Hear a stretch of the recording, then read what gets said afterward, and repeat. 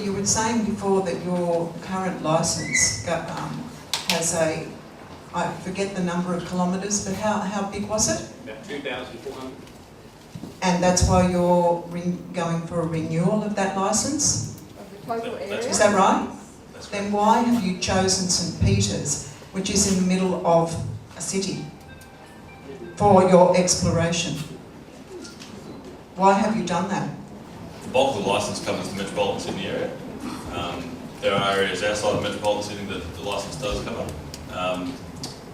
There's been, as Malcolm discussed before, there's been exploration drilling at Bunurong and Everleigh in the past, and they had good indications of coal and gas resources. And that was the premise of following up with an exploration drill hole in St Peter's, was to test and confirm those results of the previous drilling. Other areas of Sydney, especially further out to the west, have had other drilling in it, and typically when a company moves into a new area, they'll follow up and assess the results of the previous drilling by conducting their own. So really looking in two parts of the licence area where there's good data to follow up on. Okay, so it was Bunurong and Everleigh that gave you that data, was it? Correct. Right, and what happened? Why didn't production go ahead then? The technology we have today for SIS, which was largely funded by the electricity surface in-seam drilling, sorry. The surface in-seam drilling was largely funded by the electricity commissions of New South Wales and Queensland. It was the American petroleum companies that established that as a technology it didn't work, and they had given up on it rather prematurely. A lot of work was done in Queensland, and that's why Queensland is streets ahead in surface in-seam drilling today. But surface in-seam drilling enables you to have a very small footprint at the surface but access a rather larger area underground. Now, in 93, 94, there was no such thing as surface in-seam drilling. That technology now exists. You've just heard a little while ago that in Queensland they've announced there will be no drilling in urban areas. This is an urban area. Why don't you listen?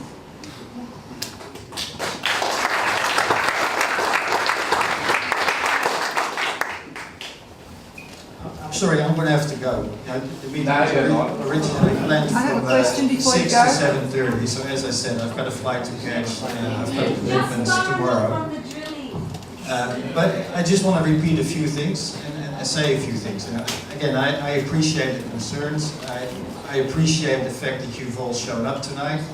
Obviously, there's still a number of questions to be answered, and I take the feedback about transparency and doing a better job of that, so we'll certainly try. But again, the key message for the residents of St. Peter's and the surrounding suburbs is that for at least the next 3 years, we're not going to be doing any drilling here. So I think that's... I'm very concerned about methane gas. I'm very concerned about climate change. I'm very, very concerned about these little children's future. Methane escapes from your drilling. Methane goes into our atmosphere and it's a damn sight worse than carbon dioxide.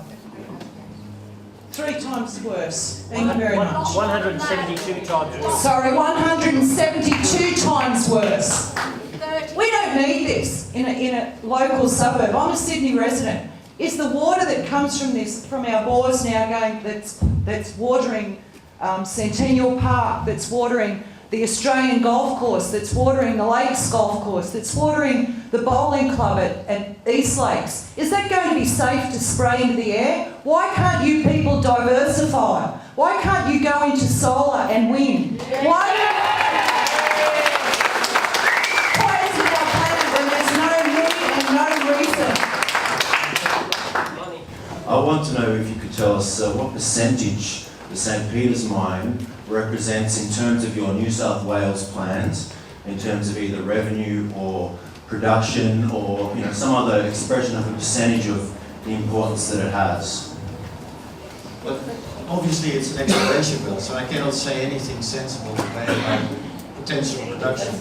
What's the percentage of methane loss that you estimate or work on an average for the industry that you've been involved in? If the answer is we don't know, That I or can't nothing, tell you. I don't believe you. That I can't tell you, but what I can tell you is that the gas that you use in your pipelines today, natural gas coming from the other basins of Eastern Australia, they typically start off life enriched with about 30% CO2. That CO2 is largely vented to the atmosphere to provide you with natural gas, which is around about 96% methane. The natural gas you use in your houses currently. Now, if you're turning on your gas stove, your gas heater, whatever else, of course, we all release a small amount of gas. But for a well to be operated in a safe and certifiable manner, it's not supposed to be leaking. If it's leaking, it's supposed to be shut in. That's the way the industry works. In practice, what's the actual figure of That I can't tell you, but if you want to put that because question to you us, don't want to know? no, because Because there will be leakage and you should know. no, the leakage is very minimal. We normally work with an exploration well, and the industry as a whole works. We measure gas volumes that are typically less than 0.5% of methane in air, which is a lot less than anything which will burn or explode or anything like that. Less than half a percent will shut down an industrial facility. You must Now, know because you're measuring it. If you see a few, we often measure these things to the ppm, but if you have a few bubbles coming from a well, this is a problem. You're supposed to have that well re-engineered so that it doesn't leak.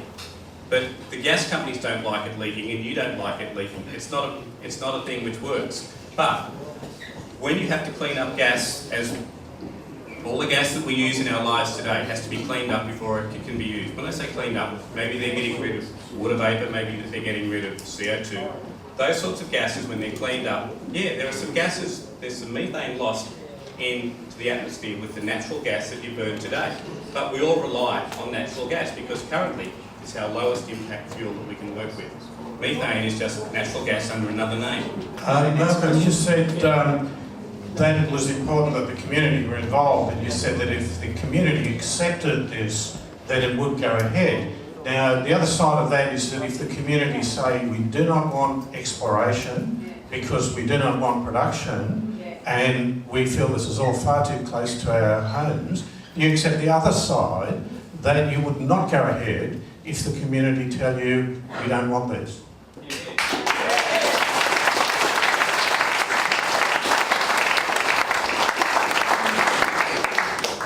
Fair question. The exploration moving into production requires a much larger different set of planning approvals. Those are the stages where communities have... No, I'm talking about us direct with you. If we say to you as the community, and I'm Alan Rees, I live in South Newtown, St Peter, the Sydney Park is really important to me. I'm part of this community, we're all part of this community. If we as a community tell you direct, we don't want this, we don't want production, because there's no point in exploration if you don't hold out the possibility of production later. If we tell you, and all of us tell you, and everyone around here tells you, we don't want this, we don't accept this, will you agree not to go ahead? No, because that call isn't ours. Now, I think there are a couple of people sitting in the front row here that would vouch for the fact that the mineral ownership of New South Wales is vested in the Crown. And there's no royalty. No, I'm sorry, there are royalties, there's a schedule of royalties, there are all sorts of conditions and we won't go into those red herrings tonight. But importantly, the energy resources of this state are owned by the Crown. They're owned by all of you. Bankers. Now,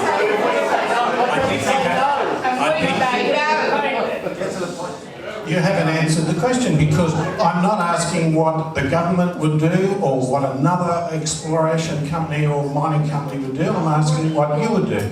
You said you would go ahead if the community accepted. I'm saying to you, if the community doesn't accept this, will you pack up and clear off and accept our rights to control our neighbourhood? I've got a technical question. I think I need to answer the question that's been asked. Yeah, hold it, please.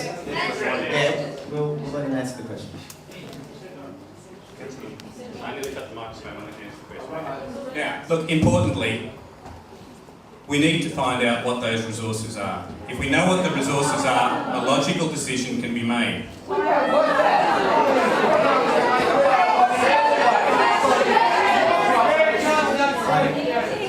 Excuse me for 1 second. Can I just say something? The feeling from this question really boils down, I would think, to something like this. Just because we can doesn't mean we have to. So the question from the community is, just because you can do it, if the community doesn't want it, will you still go ahead? I guess the role that most exploration companies take in finding out what's beneath the ground. I can't answer that question with a yes or no, ma'am. Perhaps you can. But look, the important thing that exploration companies try and do is find out what's beneath the ground. Once you know what's beneath the ground, you can make a logical